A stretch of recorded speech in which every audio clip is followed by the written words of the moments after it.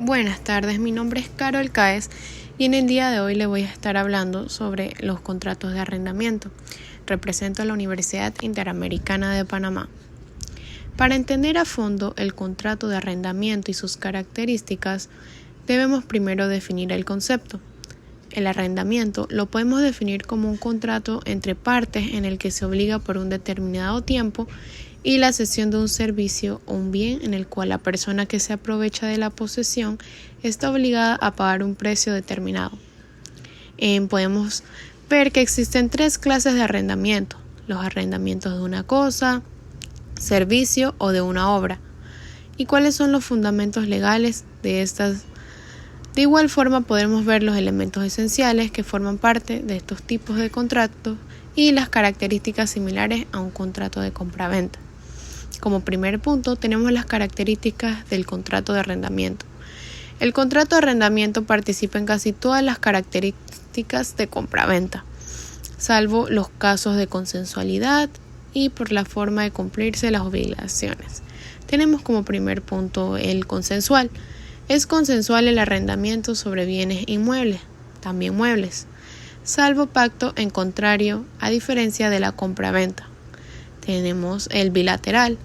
Ambas partes, el arrendador y arrendatario, se obligan recíprocamente, la primera en proporcionar el uso y el gozo de una cosa, y la segunda pagar un precio o renta determinado. El oneroso. Tanto el arrendador como el arrendatario persigue utilidades, gravándose recíprocamente, el primero con la renta o precio, permitiendo el uso y gozo, y el segundo con el disfrute de la cosa, atendiendo la renta o precio. El conmutativo, por lo que se precisan los alcances de las prestaciones de antemano, excepcionalmente es aleatorio. Tenemos también el de ejecución sucesivo de ejecución instantánea, que el contrato se realiza periódicamente y con posterioridad. Las obligaciones se cumplen sucesivamente y pesan durante todo el transcurso del arrendamiento, o pueden ser de ejecución instantánea para una de las partes. El principal tiene existencia propia, no requiere de otro negocio para adquirir forma contractual. Y por último tenemos el típico nominado, que el Código Civil se encarga de calificarlo y desarrollarlo.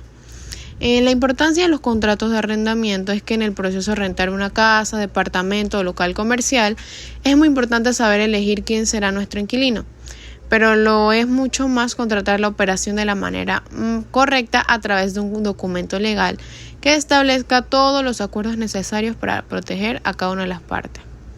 El contrato de arrendamiento es un documento legal muy importante y necesario para poder defender los derechos de propiedad o de uso sobre un inmueble. Este documento debe contener cierta información para la protección de las partes involucradas, en especial para el dueño de la propiedad, que es quien corre el mayor riesgo.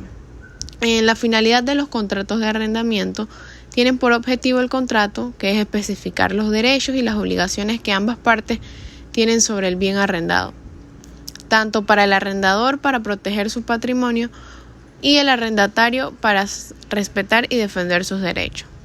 Tenemos en los elementos que intervienen en los contratos de arrendamiento, como los nombres de las partes, fecha de comienzo y duración del acuerdo, descripción de la propiedad, la renta, derechos de posesión y uso, el mantenimiento de la tierra, la situación de la tierra en el momento de su devolución, la introducción de mejoras o cambios de uso y la disposición sobre indemnización, la responsabilidad del pago de los impuestos y otros cargos, la solución de disputas, el registro del acuerdo,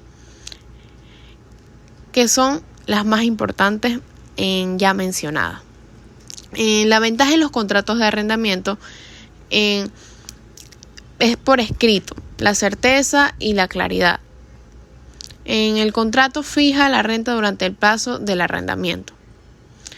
Alguna de las desventajas de los contratos de arrendamiento es que compromete al arrendatario a permanecer en el edificio durante un periodo de tiempo específico.